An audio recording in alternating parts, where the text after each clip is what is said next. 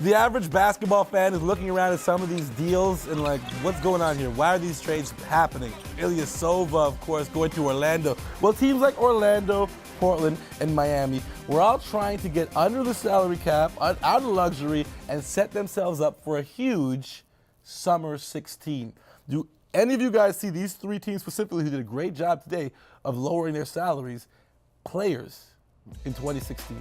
Because we've got some big name players coming out. Like, unrestricted, Kevin Durant, Al Horford. Well, I don't expect Dwayne Wade to exit Miami, but there are some guys like Hassan Whiteside who expects money. Ryan Anderson, of course, we know he's not staying with the Pelicans. Any of these guys, you guys see going to any of these destinations? I'm talking Miami, Portland, and Orlando.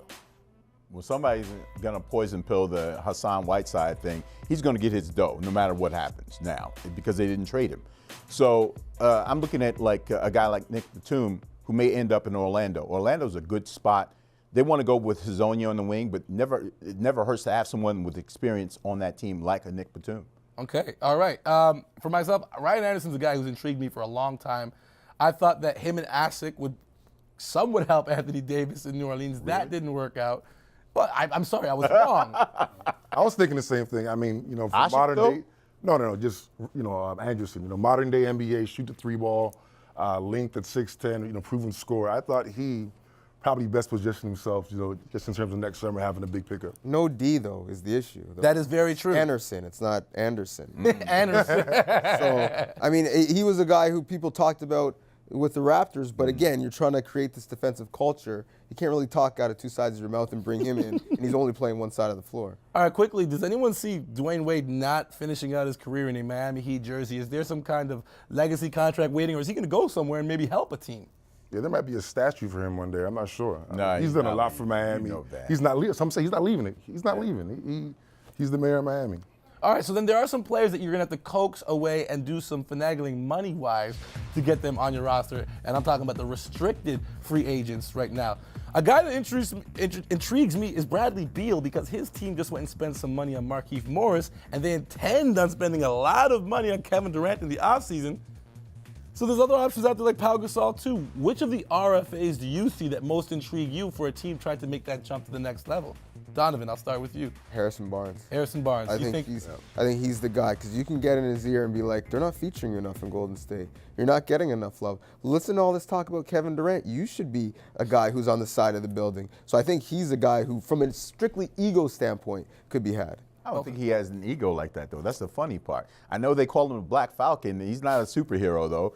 Why can't it just be the Falcon? That's what he called himself. Why can't it just be the Falcon? I didn't call him that.